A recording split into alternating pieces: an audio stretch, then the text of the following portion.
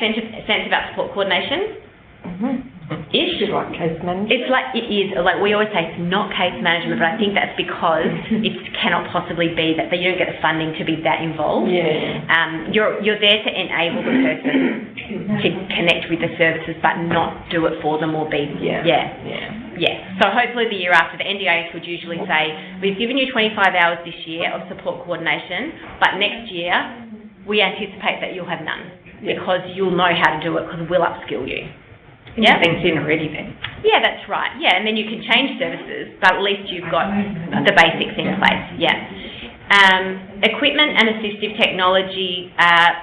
When discharging from hospital, most people go home with borrowed equipment, and the understanding is that anything that they need, it would be great for OTs or physios to document exactly what they need, from the big equipment that they have on loan to the small equipment that you think they could benefit from. So there will be funding in the plan for things like daily adaptive cutlery, or they tend to sort of say things under $500 or things under $100 that don't require an allied health assessment. So they're safe things to buy, a non-slip mat from Bunnings, for example.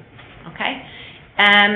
Accommodation, the thing I just want to say there is if you feel that the person you're helping is really needing to look at exploring housing options, that's the lingo you need to use, explore housing options package. And what that does is trigger a lot more hours for the support coordination element.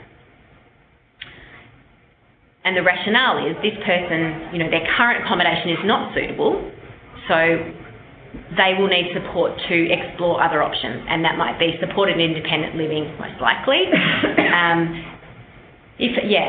So basically, if you don't ask for that, you will get a lot less. And if you don't ask for it and they need it, it's really, really hard to get a plan review and change that goal. So one of their goals would then be, I need to look for somewhere more suitable to live, for whatever reason that is. Behaviour assessment and intervention, there's a bucket of money called improved relationships. It's different to clinical psychology, so that is sort of available, but most of the time you'd be diverted to the health system to go and get a GP mental health care plan, and then if you've used all of that, the NDIS would say that then they would consider funding it.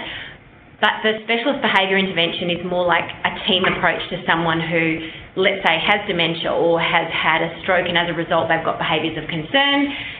So the clin psych would come in and do the assessment, put in a behaviour support plan, train the staff, and not necessarily, they might provide individual one-on-one, but in a lot of cases it's more about working on the system so that that person is supported the way that they need to be supported. Okay?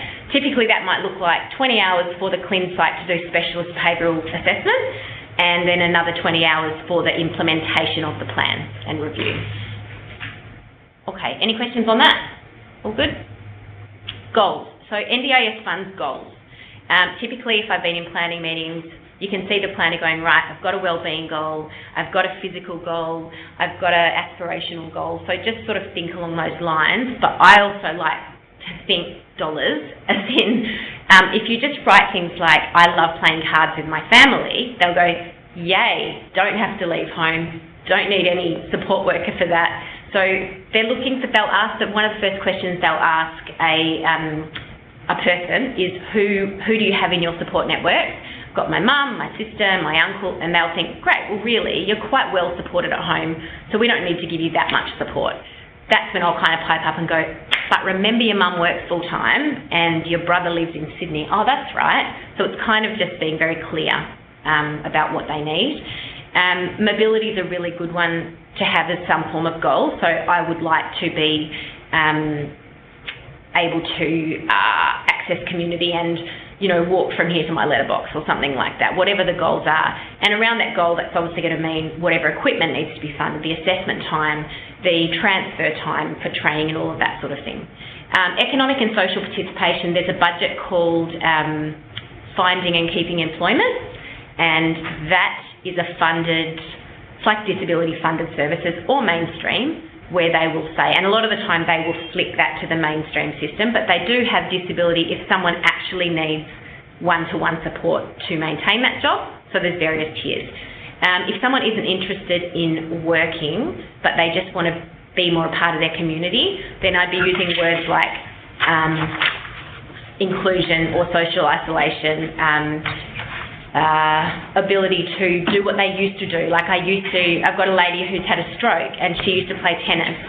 Now her long-term goal is she wants to go back to playing tennis. She probably never will, but the mobility goals around her potentially and like cognitive, stroke rehabilitation kind of stuff, she might get to play a disability game of tennis, in a wheelchair, or she might get some other.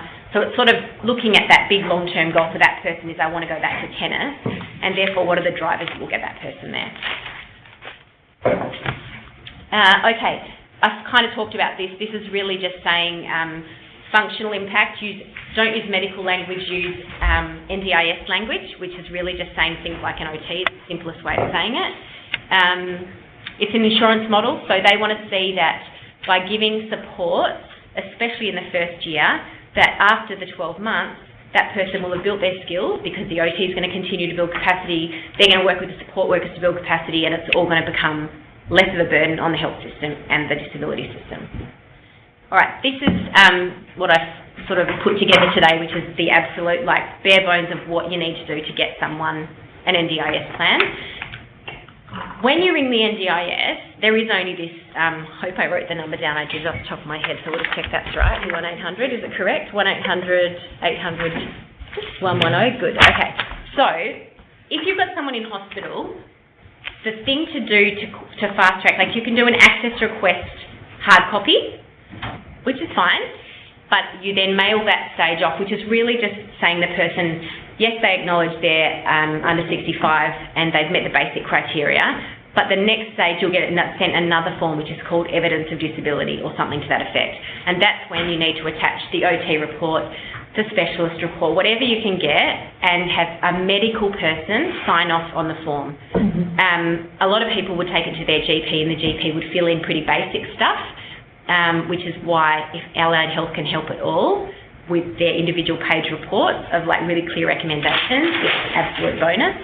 But an allied health person can't sign off on that form. It will come back as not enough evidence. So just a discharge report or whatever specialist has been involved would be ideal. But GP is fine as a backup if someone's discharged and you can't.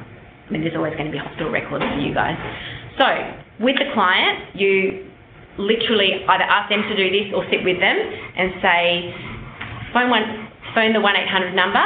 It will eventually, it doesn't put you on hold if you press 1. 1 says, are you already a member of the NDIS? Press 1. They will always take the call. If you press 2, then you go to a hold machine. So just press 1. And then you say, I'm with Fred Bloggs, and Fred would like to become a participant of the NDIS. And they're like, sure, can I verify Fred? So Fred pipes up. And then they say, if Fred's not able to manage the whole conversation, then you can say, Fred would like me to speak on his behalf or help him, and they just check who you are. They say, great, awesome. So then you can answer most of the questions if you need to, or they'll just defer back. What they will try and do is say, get the basic information and say, thanks for that, we're going to send you out an access request form. At that point say, actually, we'd like to do it on the phone right now, and we've got the person's CRN number. They'll go, that'll take you about 15 minutes. You're like, that's fine. And all you have to do, so much. Yeah. Absolutely. They'll default to the hard copy, but I've never been declined with that. So if they don't have a CRN number, you can't do it, but because it would be more other ways of proving who they are. But they literally do it on the phone. They go, okay, what's your CRN number? Hold on for 2 minutes. And they go, yes, you've met eligibility. So they've done a little search in their database and found your tax file number and whatever else they've found and gone, yep, you are who you say you are. So bonus. So they can actually give you access request. Then they say, please write down your NDIS number, and it will be your permanent identifier number. Wow. Yeah, it's good. And it's that easy. What about the problem, Lee, when the client can't actually participate at all? In that phone call? Yeah, that's been a huge issue. If they're non-verbal or they don't believe they need it. So if they don't believe they need it, that's a problem because the NDIS is goal-driven. Yeah. So if the person says, I don't need help, the NDIS goes, cool. Thank you for saving us some money. I wasn't thinking of that. No, I thought that's very relevant. So yours is communication. So capacity is one thing. At that point, like when we're on the flip side of when we've received a plan and someone declines services, I had a call last week from a planner going, your duty of care was to highlight your support coordinator should have said that they need a guardian in place. I'm like, okay, that's a big call to make, but that's sort of the flip side of it. So I guess from a hospital perspective, you do the same on that level. Yeah. On a communication level, I've done it at a guy's house who only uses he uses communication aid, but he can do that, and he also can kind of make a sound that infers he understands. If someone is literally non-verbal, then phone is going to be, I'm guessing, just not an option because they're going to have to trust that you're acting in their best interest. So then you would have to go down the path of the paper copy. I guess I wasn't even, to take over the conversation, I was more thinking of the, neurosurge, neuro patients, not even that they're non-verbal, but maybe not actually that awake, not... Yeah, like minimally conscious. Not at a point of even understanding what's going on around them. Of course, we can use a guardian when we have a guardian appointed, but it's still often a problem with the consent forms. We've had, one of the barriers has been the difference in the information we've had about consent forms. So when you ring the NDIS and you might be there with the client that day and they say, yes, Kirsty is listed, mostly you'll ring back and they'll still go, we don't have Kirsty written down. That's right. Last time I rang you did. Or Kirsty is listed for that period of time, but at least they said to me last time on the phone, once the plan is activated, those people were only authorised to act in the pre-planning. So once the plan's in place, and I guess in a hospital sense, where I've found a social worker really wants to be involved is they want their phone number on it, because that person, even say an outreach program, that person gets the phone call at home, they don't remember the phone call, they don't know where to write it down or what they're going to do with it. It's quite hard because the NDIS is like, we don't want to write you down, but you can get them to, and you're like, they don't have a phone. That was like a big problem for me in the last one was, they need a phone. Well, no, they've got a disability and they're homeless. What are you going to do about it? So that they can problem solve it, but you have to kind of put it back onto them. So yes, guardian.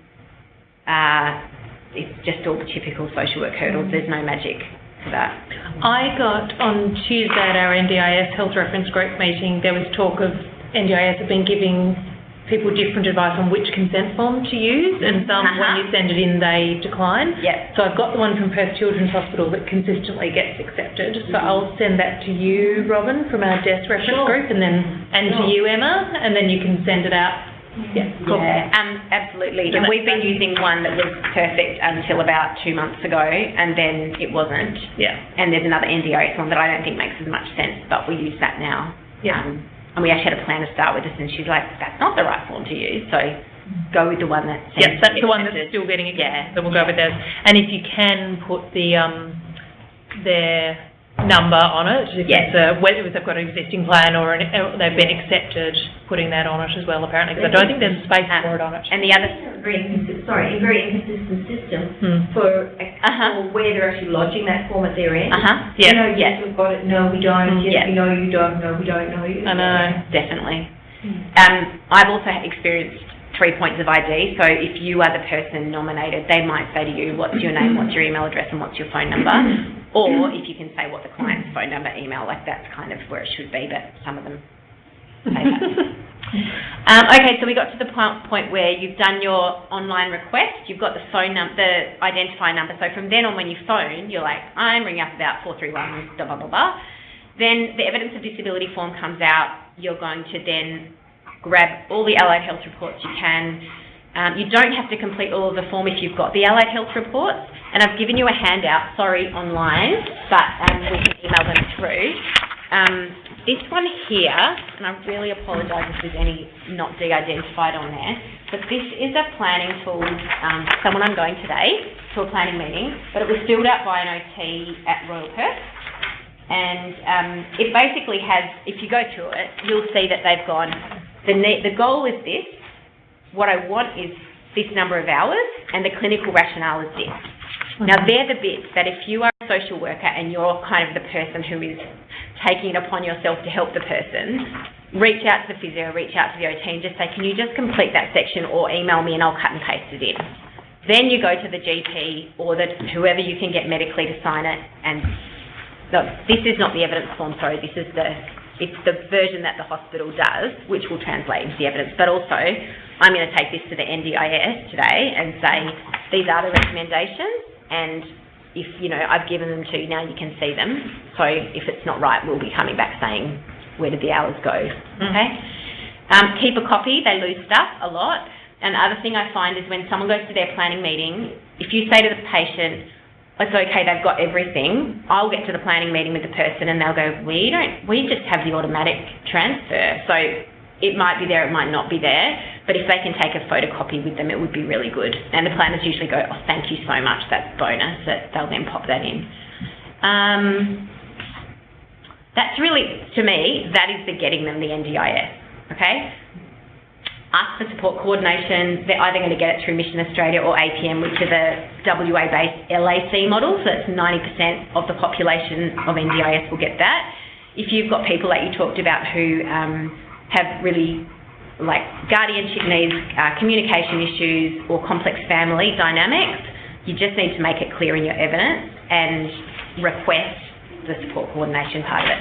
If they don't have it, it's really hard. It's like in the community, Brightwater might do their therapy and we come in and do our little piecemeal bit, and the core support provider who does the support work comes in, does their bit. They will link to a point, but there's no one looking at that umbrella picture, and that's really hard for the person to coordinate all of that. And then at the end of the year, we're all supposed to magically write reports, which relies on the initiative of each organisation to meet their obligations. Yeah, so it is handy to have. That's just from an old slide, exactly the same thing. As a hospital, but even not hospital, that email address, NAT@, if you email that and also inquiries at NDIS, it's just that the NAT one was originally set up for hospitals to get a little bit more attention. I think it's probably widely used now, but still, that's an option. This is again just slides I added in about functional impairment. I think I put one in about language.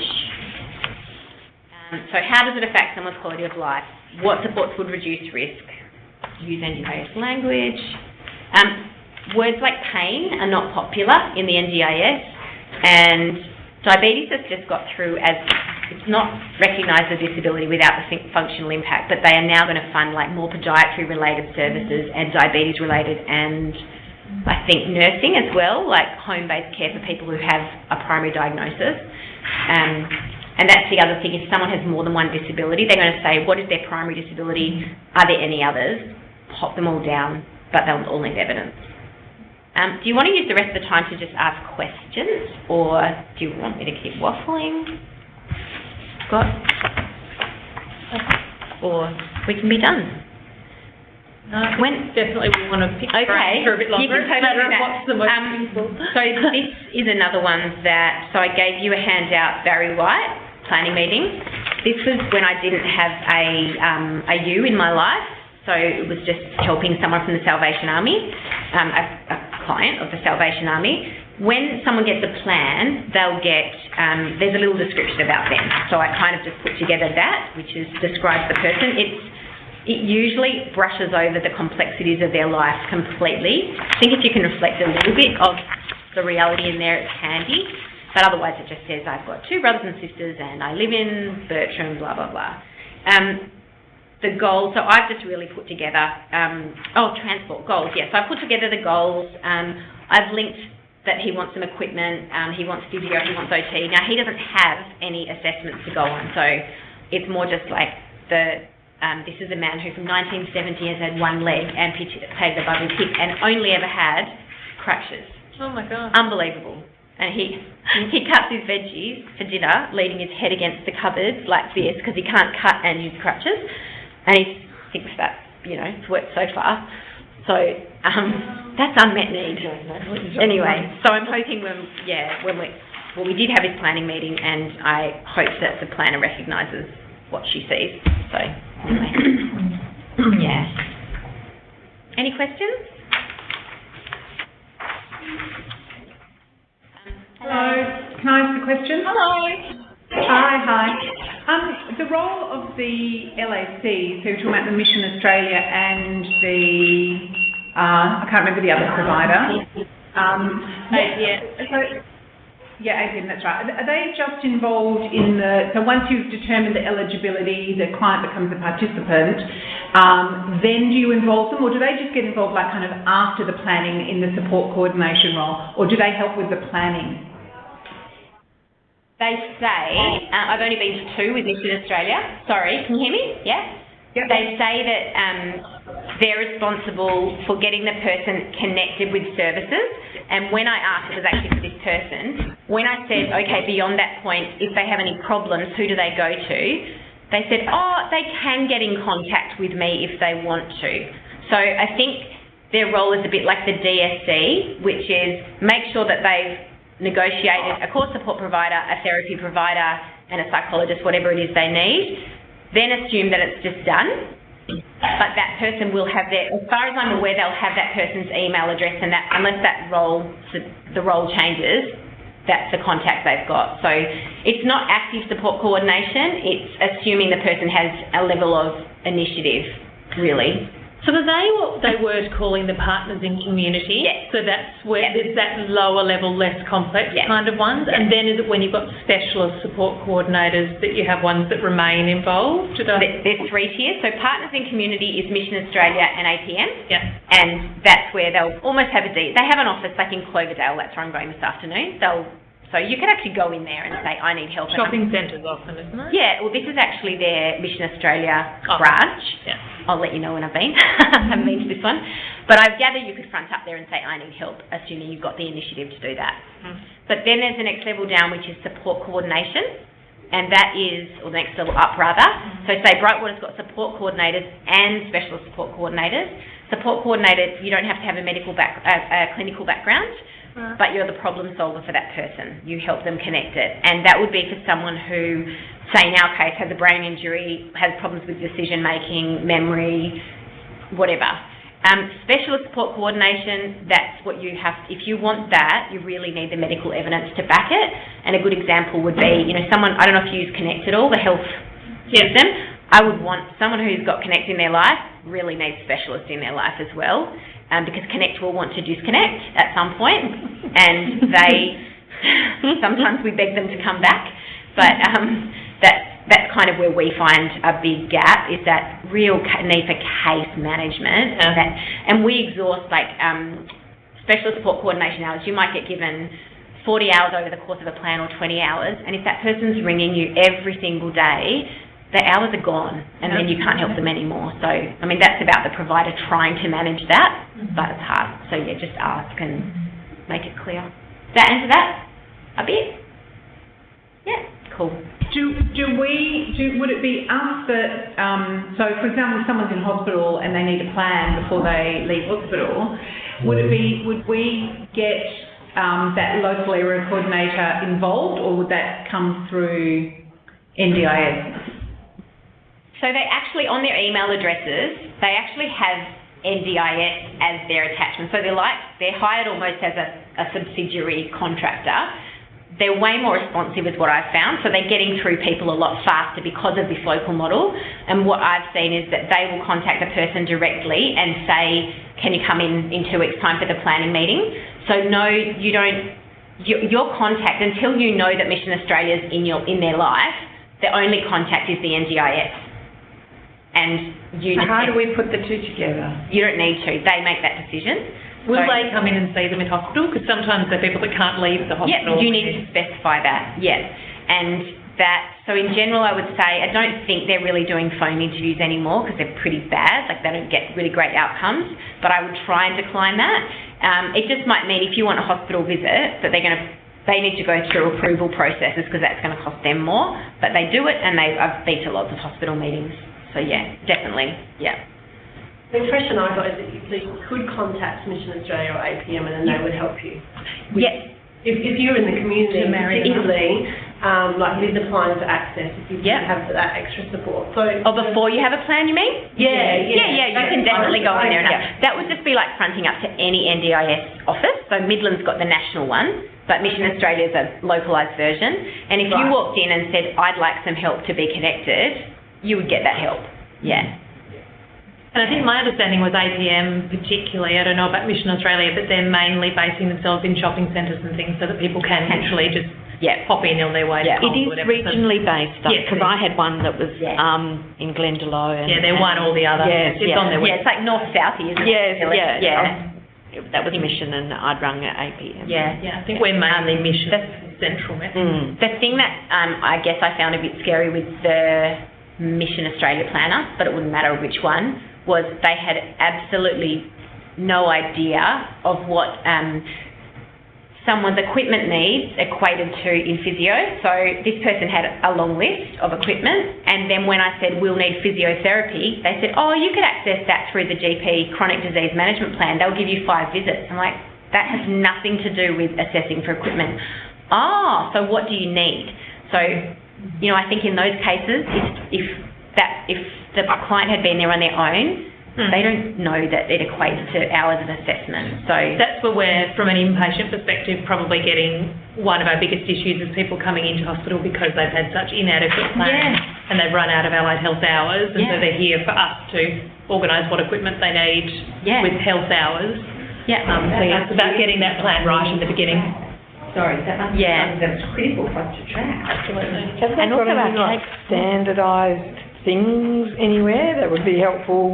They don't. Do you mean NDIS? Well, like you say, if somebody had like an amputation, everybody's going to need like 20 hours of support or 20 hours of assessment. Like, have they got that master plan yet? They have. The NDIS National has pretty much got, like, let's say that someone has a single leg amputation. The planners tell me that that's a pretty cut and dried. If that's your actual disability and there's nothing else around it, they can look up what would be expected as reasonable and plug it in. But the less experienced planner may not put that recommendation in because they may not think about it. I guess as therapists, the only guide I really can tell you is most people get, even though they might have had a functional assessment in hospital, the NDIS wants an independent review of that a lot. So I'd be recommending a functional assessment unless you can give them a recent one, and that works out to be basically 10 hours of work. That's what they allow, $1,500.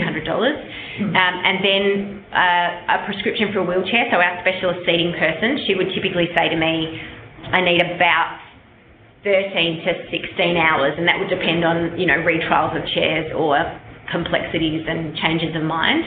So I usually tend to say 15 hours to get from beginning to end for a wheelchair prescription. And then alongside that, I guess things like the shower commode, as an OT, I don't know the answer to this, but if you think you've done the functional, so you've had that time, and you've prescribed a wheelchair, however much extra time you think you'd need to submit, because I think each report has to go in separately.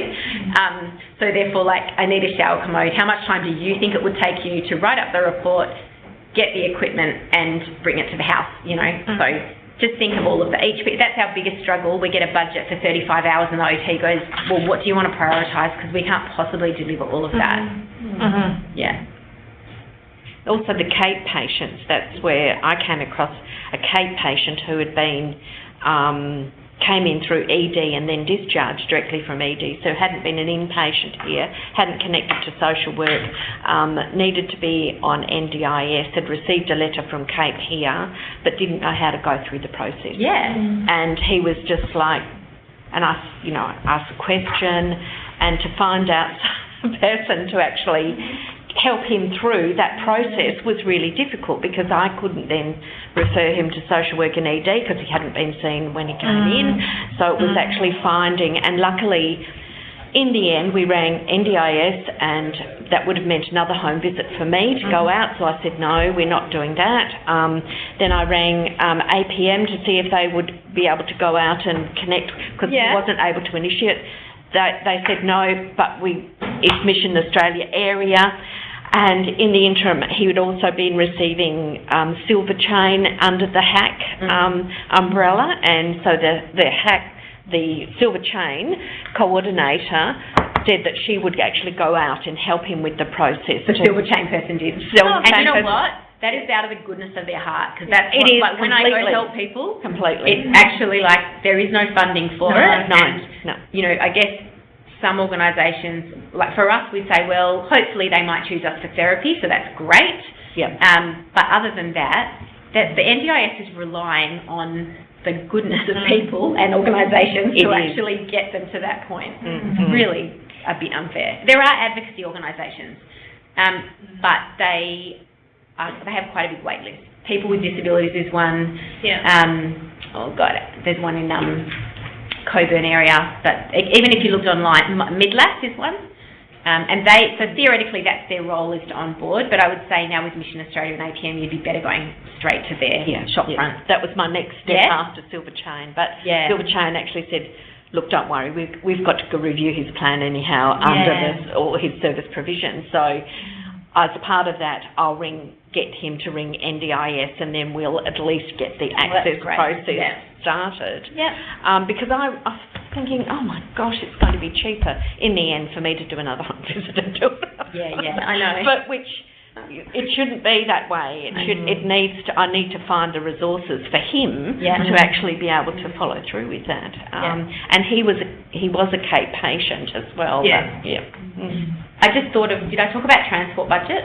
No. Okay, so when most support worker organisations, Silver Chain was what made me think of it. So I'm seeing a lot of plans where people are like, Silver Chain can't provide me services anymore because they're not registered with NDIS. So a lot of people are looking to find another provider for nursing is still, halfy, but from a support worker perspective, Silver Chain will not continue to be involved.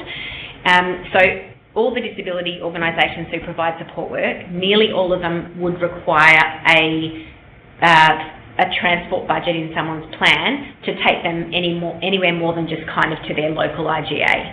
So I think 77 cents a kilometre is one rate that I've heard of, 80 something. If someone needs a wheelchair transportable vehicle, it's definitely a lot higher than that, or it's a taxi.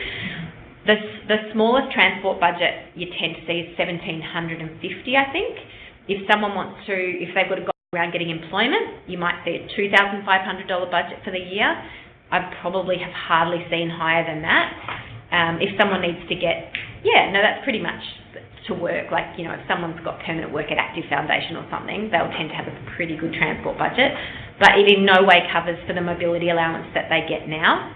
And it's the constant bugbear. But if you just, I guess, remember that if you're putting that someone needs 10 hours of support a week, and that involves taking them to the shop centre, Fiona Stanley, for their outreach appointment, that the organisation's either going to invoice that person for the travel, or they're going to draw down on that transport budget that the NDIS has hopefully put in place. And you'll see in the sample that I've given you, this OT said transport not applicable because the person actually has a wheelchair vehicle just by chance, which is about the only client I know who has that, so not typical. Yeah.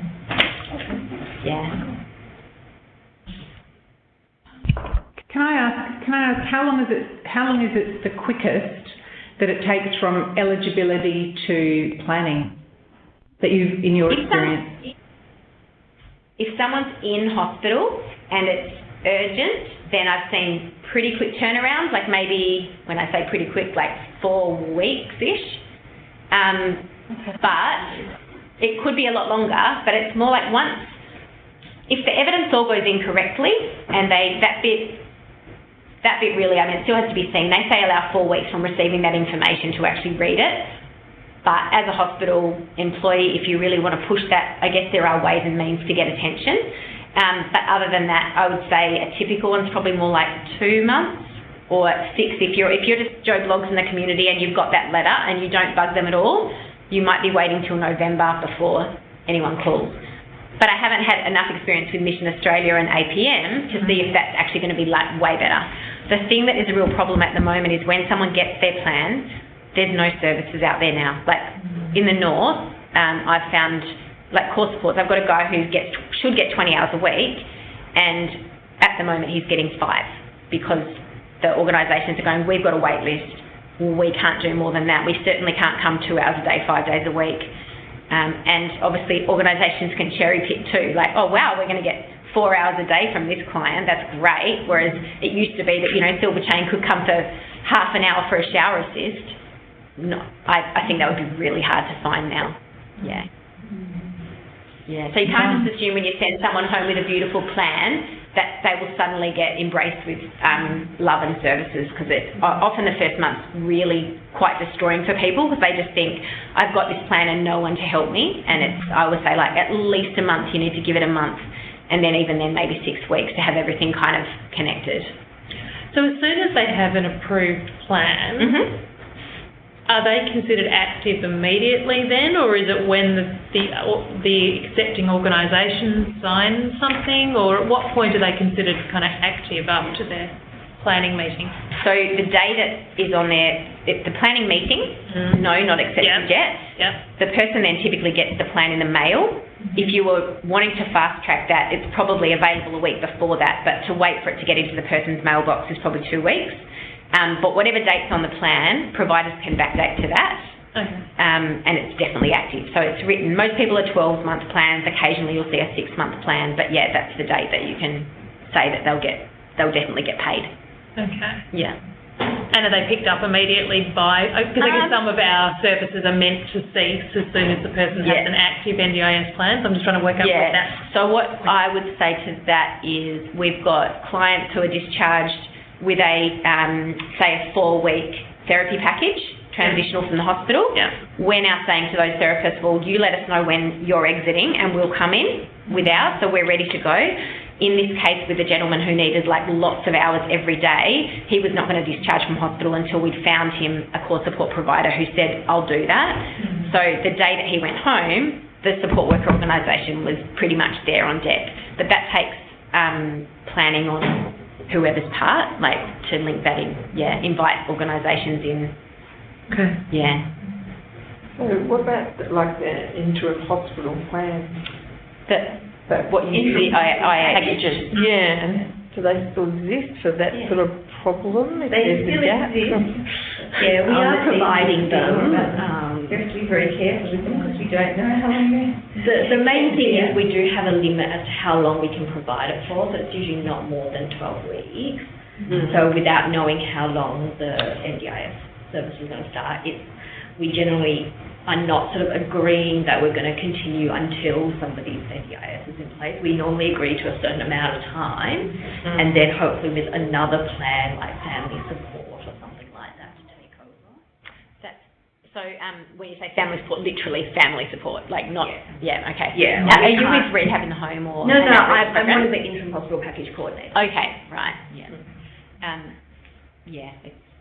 and we would find those packages, if the person hasn't got a plan at some point, we would expect a call, or the person would get a call from you saying, we really need to discharge you, what's happening with NDIS, and that's where the problem comes in, is there is some people who literally are not getting services, and what do they do? Yeah. The big fat gap. Yeah, and that would be established before we actually put in the package. We wouldn't sort of be following up while the package was following. There would already be a plan from the hospital. Like that it would go to that, knowing that we would have to withdraw it. I guess I'm thinking more like risk. With their therapy packages, they'll get to the point and say, well, really, this person has absolutely reached their rehab potential.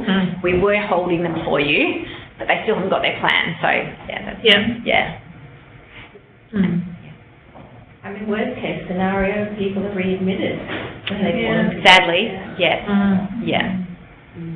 Which in some ways helps people a lot, because then they're back in the hospital system, which means there's more attention on them to get what they need. But, so I guess the only other thing is just to sort of clarify, I don't charge for this, so it's not like, don't worry that if you ask for my help, there's no fee attached to it or obligation. Having said that, I don't have any, I've got just the capacity of me, so I'm pretty much saying to hospitals now, I need you to get the access request underway, but I'm really happy if they're going to consider maybe using us for therapy, I'll absolutely go to their planning meeting with them, and at least then can kind of pick up on the things that they may not pick up on to get them a good plan. That sort of. But you can call me for anything. Like if you're just struggling with something, just ring me, and I think my details are on there. So in terms of pre-planning, if people are needing some guidance with pre-planning, Yes. is that a role? I mean, it sounds like APM and Mission Australia, we can potentially be trying to negotiate with them to come in and be doing the pre-planning here. Yeah. So I guess we're just mindful of how much scope, how much time we as Allied Health invest in it, because we have no extra FTE for it either. It's at the expense of whatever else we would be doing. Yeah. Is that a role that you, under this kind of capacity building thing, can come and help with, or is that not really your... I would have a meeting with someone. Yeah. I would have a meeting with someone. I can't... So this, as an example, this is Fiona Stanley's standard discharge thing. So I think they've just got it down to... They've done so many now, but this was where they were 12 months ago. So I feel like you don't need to fill out I don't think anyone needs to fill out a pre-planning booklet. What you need is just to have the core areas: communication, mobility, access, all of those things. That's what you need to look at. And then the planning meeting, the rest all just happens. They just ask for the goals for the person. Like that you pretty much, unfortunately, ideally do need to do that. And if you don't, then it's just who's at that planning meeting. How well they can advocate. Advocate, that's exactly it. Yeah. And I think that's the challenge, is that I think it is in our best interest to make sure that that plan is decent, whether it's the CAPE therapists or whether it's when they're inpatients, because otherwise it becomes our problem again anyway, because they represent. Yeah. The plan hasn't been able to maintain them. Yeah, it's a lot of work. Yeah. No good news. No, that's lots of really handy little, I don't know if other people knew all those little bits, but I've certainly never thought to actually ask if we can establish the eligibility on the phone. That was like options. the biggest bonus ever. It was by chance one of them said, do you want to do it over the phone? I went, yes. And since then, most of them don't want to, so you're like, I'm going to do this over the phone. Yeah. Okay, fine. Wasn't going to offer that. Exactly. All right. Does anyone have any other questions? Osborne Park or anyone here? And if you guys want me to come visit you at all and see people, that's fine too. Really love to come and meet you. So Can we grab a copy of like all your PowerPoint and your everything you've got? Should I email Kirsty with everything, and then you'll have my footer, and you can just reply to me so that you've got my details? Yeah, I'll forward it all through to you guys. Thanks, Bob. Great. Cool. Thank you, Lee. Thanks for having me. Really helpful. No problem. Great just to know there's a contact beyond here too, just to be able to clarify little bits if we need to. Oh, that's completely fine. Thank you. That's great. Perfect. And for those of you who have met Tracy and Jane, just to not confuse things,